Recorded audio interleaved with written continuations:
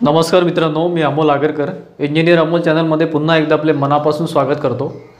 आज आपण बघणार आहोत की महाट्रान्सकोमध्ये म्हणजे महापारेषणमध्ये सहाय्यक अभियंता असिस्टंट इंजिनियर जे बी बेस किंवा बीटेक बेसवर जी रिक्रुटमेंट निघत असते काही वर्षानंतर किंवा 2-3 वर्षामध्ये, तर त्याच्या रिक्रुटमेंटची प्रोसेस सध्या सुरू आहे। 24 मे ही लास्ट डेट होती फॉर्म फिल करण्याची।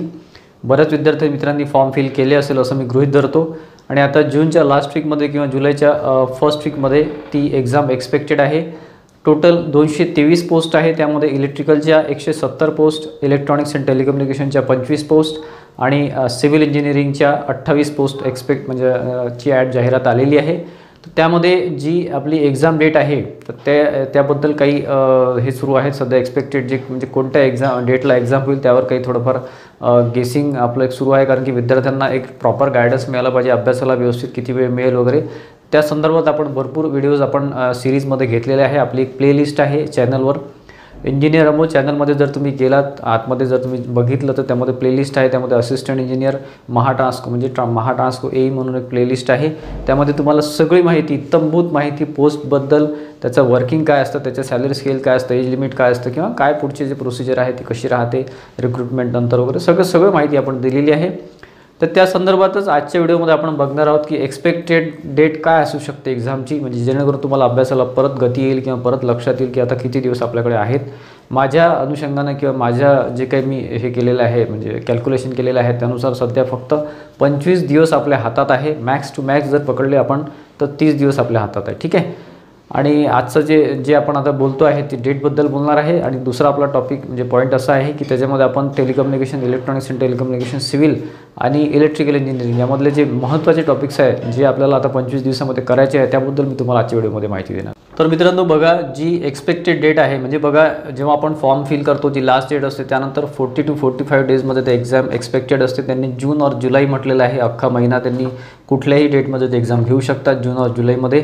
परंतु जे काही IBPSच्या डेट्स आहेत तर त्यामध्ये बघा 23 जूनला म्हणजे सध्या 23 जूनपर्यंत त्यांचं जे रेशो तो आधीचा प्लॅन आहे तो ठरलेला आहे। 23 जूनला ONGCची एक्झाम त्यांनी कंडक्ट करणार आहे IBPS।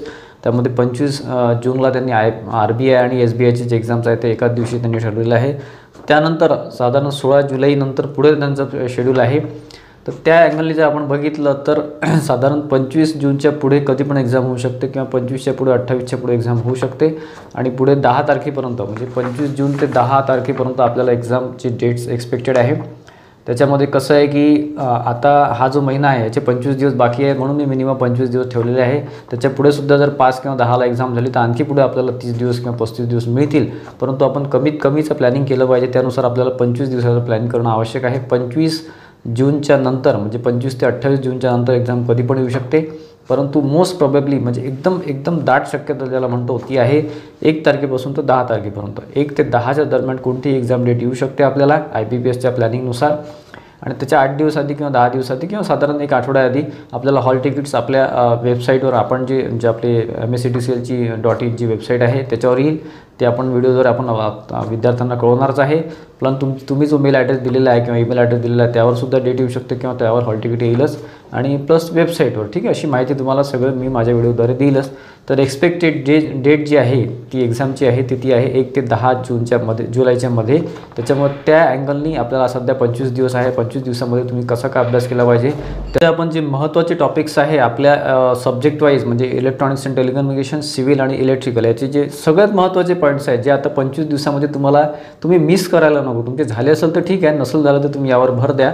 आणि जर तुमचं झालं जरी असेल तरी तुम्ही कोणत्या टॉपिकवर जास्त भर देणे भाग आहे हे तुम्हाला मी आता एक माझ्या अभ्यासावरून किंवा माझ्या अनुभवावरून तुम्हाला सांगायचा प्रयत्न करतो। आणि जे काही मी माहिती घेतली आहे जे मागच्या वर्षी जे पासआउट विद्यार्थी आहे किंवा टेलिकम्युनिकेशन रिलेटेड आहे किंवा सिव्हिल रिलेटेड जे काही चांगले जे फॅकल्टी म्हणजे आमच्या ज्या फील्डमधले आहेत, आमच्या डिपार्टमेंटचे जे लोक आहेत त्यांच्याकडून मी माहिती घेतली आहे तुमच्यासाठी, जे काही पेपरचं पॅटर्न असतं त्यानुसार।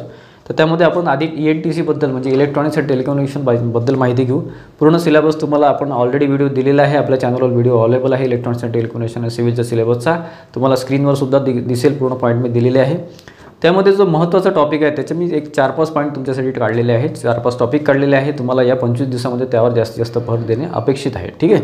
त्यामध्ये इलेक्ट्रॉनिक्स अँड टेलिकम्युनिकेशनमध्ये बघा पहिला नंबरला मी तुम्हाला जास्त प्रेफरन्स देईल तो म्हणजे कम्युनिकेशन सिस्टीम, टेलिकम्युनिकेशन सिस्टीम जी असते त्याला अतिशय महत्त्व आहे आपल्या डिपार्टमेंटमध्ये. ॲक्च्युली कसं आहे, एक्झामची कंडक्ट केल्या जाते, त्याच्यामध्ये ती एक्झाम कंडक्टिंग बॉडी कोणती आहे त्यानुसार पेपर पॅटर्न ठरतो.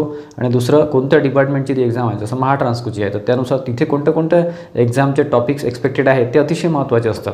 वितरणमध्ये वेगळं येऊ शकतं, डिस्ट्रीब्युशन आपल्या ट्रान्सकोमध्ये वेगळं, रेल्वेजमध्ये वेगळं किंवा ONGCमध्ये वेगळं असं पॅटर्न हा राहू शकतो. ठीक आहे, तर आपल्या ट्रान्सकोच्या दृष्टीने आणि IPPSचा जो पॅटर्न आहे त्यानुसार कम्युनिकेशन सिस्टीम पहिला टॉपिक अतिशय महत्त्वाचा आहे, जास्तीत जास्त वेटेज यावर येऊ शकतं.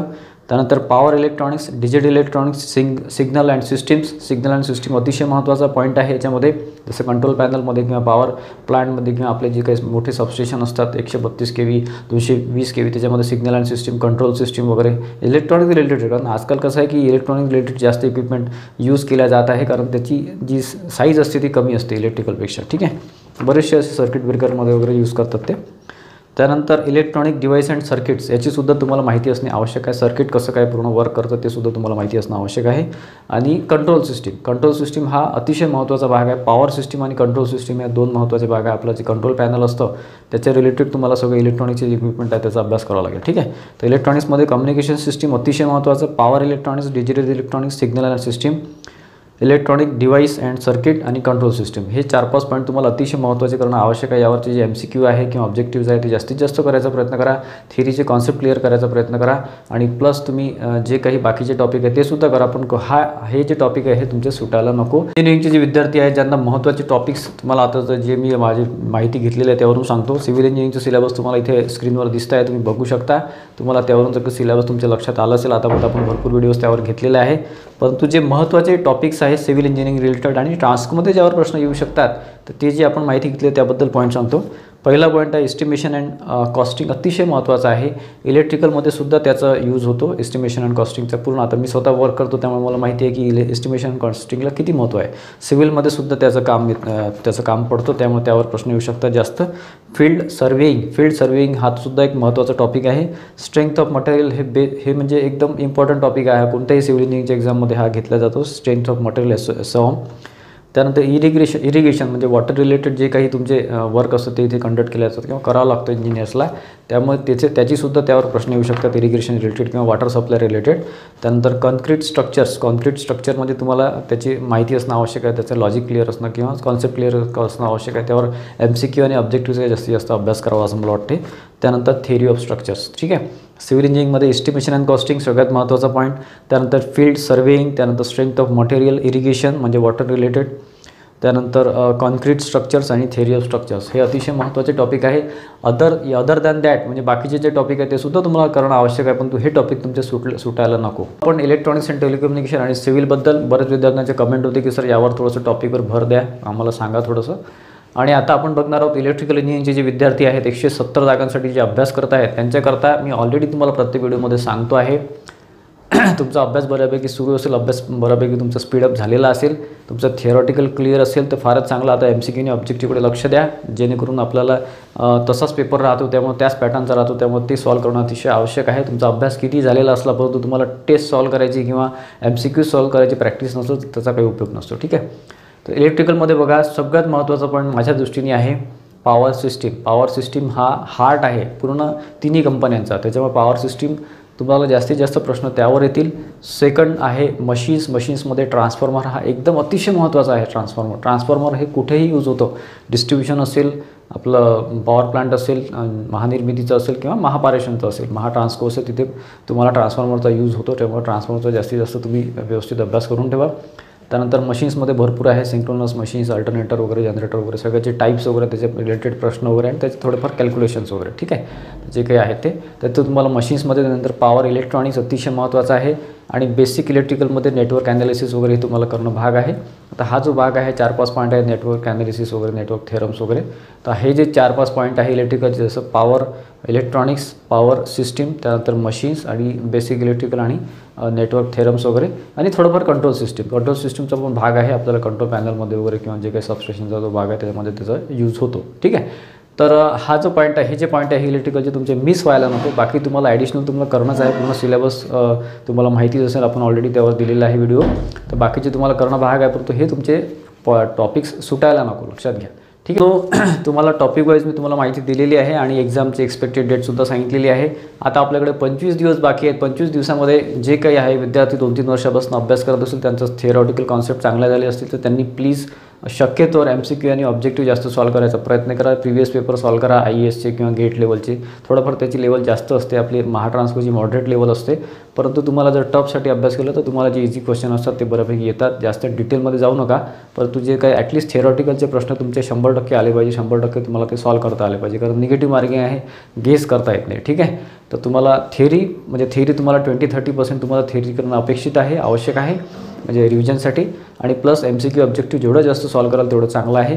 आणि ज्यांचं आता स्टार्ट केलेलं आहे, 1-2 महिन्यात ज्यांनी स्टार्ट केलेलं आहे त्यांनी थिअरीला आणि ऑब्जेक्टिव्हला इक्वल वेटेज द्या. वेटेज म्हणजे कसा, वेळ द्या. जर तुम्ही फुल टाईम अभ्यास करत असाल तर एक साधारण 4-5 तास तुम्ही थिअरीसाठी द्या आणि 4-5 तास MCQ ऑब्जेक्टिव्हसाठी तुमचं प्रॉपर प्लॅन तयार करा, त्यानुसार अभ्यास करा.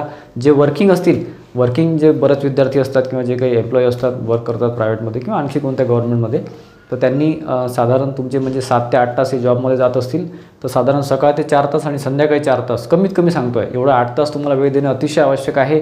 तुम्ही जर 2-4 तास देसाल त्यांनी काही तुमचं होणार नाही. मी तुम्हाला सांगतो कमीत कमी 8 तास तुम्हाला प्रॉपर तुमचा अभ्यास असणं आवश्यक आहे. स्वतःचा प्लॅन स्वतः तयार करा. माझ्यासारखे जे काही हे आहेत, मेंटर आहेत किंवा टीचर्स आहेत, तुम्हाला फक्त गायडन्स करू शकतात, तुम्हाला फक्त सांगू शकतात, तुम्हाला फक्त मार्ग दाखवू शकतात, परंतु स्वतःचा प्लॅन तुमचा स्वतः तयार असणं असं आवश्यक आहे. तुम्हाला आतून इच्छा असली पाहिजे की नाही, मला एनी हाऊ कसंही करून ही एक्झाम पास करणे आहे, ही एक्झाम क्रॅक करणे हे अतिशय चांगला चान्स आहे. ट्रान्सकोचा चान्स आहे. सॅलरी स्केल खूप चांगला आहे. 75 ते 80% तुमची सॅलरी जाते. फ्युचर एकदम सेफ अँड सिक्युअर आहे. कुठल्याच प्रकारचं तुम्हाला काही ॲडिशनल करायची गरज नाही. खूप चांगला जॉब आहे आणि इन्क्रिमेंट्स चांगले आहे. मेन म्हणजे कसं आहे की बाकी गव्हर्नमेंटपेक्षा इथे आपल्या MSCBच्या तिन्ही कंपन्यांमध्ये 5-5 वर्षानंतर वेज रिव्हिजन होतं. बाकी ठिकाणी 10 वर्षानंतर होते, स्टेट गव्हर्नमेंटला, सेंट्रल गव्हर्नमेंटला. ठीक आहे. त्यामुळे अतिशय चांगला चान्स आहे. खूपच गोल्डन ऑपॉर्च्युनिटी आहे. एक दिवस, एक क्षण महत्त्वाचा आहे. 25 दिवस स्वतःला अभ्यासामध्ये झोकून द्या, कारण की हा वेळ परत येणार नाही. परत 2 वर्षांनी जागा निघतात का, 3 वर्षांनी निघतात का, आणखी कधी निघतात, काही कशाची गॅरंटी नाही आहे. ॲड येईपर्यंत आपण कशाचीच काही गॅरंटी देऊ शकत नाही. ही ॲड आत्ता खूप प्रतीक्षेनंतर आलेली आहे. त्यामुळे या संधीचं सोनं करावं असं मला वाटतं. माझ्याकडून मी प्रयत्न करत असतो, तुम्हाला वरच्यावर अपडेट देत असतो, वरच्यावर व्हिडिओजद्वारे तुम्हाला माहिती देत असतो. परंतु सगळं जे काही प्लॅन आहे तुम्ही स्वतः करणे आवश्यक आहे. स्वतःचं ॲनालिसिस स्वतः करून कुठे आपण वीक आहे, कुठे आपण प्लस पॉईंट आहे आपला, पॉझिटिव्ह आपण जिथे आपलं एक स्ट्रॉंग पॉईंट आहे ते तुम्हाला माहिती असणं आवश्यक आहे. त्यानुसार आता हे 25 दिवसाचं प्लॅनिंग तुम्ही करावं असं मला वाटतं. की तुम्हाला जास्तीत जास्त MCQ ऑब्जेक्टिव्ह सॉल्व करायला मी वरच्यावर सांगतो आहे, परंतु तुम्हाला थिअरीला सुद्धा तुमचे थोडेफार कॉन्सेप्ट क्लिअर करणं आवश्यक आहे. त्याशिवाय तुम्हाला MCQ येणार नाही. त्यामुळे 2 ते 3 तास तुम्ही थिअरीला द्या. पॅरलली तुम्ही 4 ते 5 तास जेवढं तुम्ही देऊ शकता तेवढं तुम्ही MCQ आणि ऑब्जेक्टिव्हला द्यावं असं मला वाटतं. कारण की आपला जो कट ऑफ आहे हा अंदाजे साधारण OBC ओपनचा जर आपण पकडला तर तो 55 ते 60च्या रेंजमध्ये येईलच. आणि सिव्हिल आणि इलेक्ट्रॉनिक्सचा जर पकडला तर तो त्यापेक्षा हाय जाऊ शकतो, कारण जागा अतिशय कमी आहेत. त्यामुळे तो 60च्या वर जाऊ शकतो. इलेक्ट्रॉनिक्स आणि सिव्हिलचं सांगतो आहे. इलेक्ट्रिकलचा हा 60च्या वर शक्यतोवर जाणार नाही, परंतु कॉम्पिटिशन वाढलेली आहे. विद्यार्थ्यांचा अभ्यास हा खूप चांगला झालेला आहे. त्यामुळे ॲटलिस्ट आपण 60चं टार्गेट 100पैकी 60 म्हणतो आहे, 150पैकी 90 होतात ते. तर असं तुमचं टार्गेट असणं अपेक्षित आहे, आवश्यक आहे. त्याशिवाय तुमचं सिलेक्शन होणार नाही. ठीक आहे. तर आशा करतो मित्रांनो की बऱ्यापैकी तुमच्या लक्षात आलं असेल. तुमचं प्लॅनिंग तुम्ही स्वतः करा. 25 दिवसाचं जे काही गायडन्स मी देऊ शकतो ते मी आजपर्यंत तुम्हाला दिलेलं आहे, देत आलेलं आहे. परंतु आता प्रॉपर हा व्हिडिओ तुमचा कंप्लीट झाला की सगळं डोक्यातलं सगळंची निगेटिव्हिटी असेल की आता माझा अभ्यास होत नाही आहे किंवा झाला नाही आहे, माझे टेस्ट व्यवस्थित होत नाही आहे, ते सगळं काढून टाका आणि प्रॉपर 25 दिवसाचं परत एक प्लॅन करा आणि त्यानुसार आता अभ्यासाला परत लागा. आणि आता आपल्याकडे जे काही आहे, जे दिवस आहे त्याचं संधीचं सोनं करा, एवढंच मी तुम्हाला म्हणेन. आजचा व्हिडिओ तुम्हाला आवडला असेल तर प्लीज लाईक करा आणि जास्तीत जास्त विद्यार्थ्यांमध्ये किंवा ग्रुप्समध्ये शेअर करा, जेणेकरून इतरसुद्धा विद्यार्थ्यांना त्याची माहिती मिळेल. वरच्यावर आपण अपडेट्स त्यावर देतच राहतो. त्यासाठी आपल्या चॅनलला, इंजिनियर अमोल चॅनलला नक्की सबस्क्राईब करून ठेवा आणि बेल आयकॉनसुद्धा क्लिक करून ठेवा, जेणेकरून वरचे व्हिडिओज तुम्हाला मिळत राहतील. धन्यवाद मित्रांनो.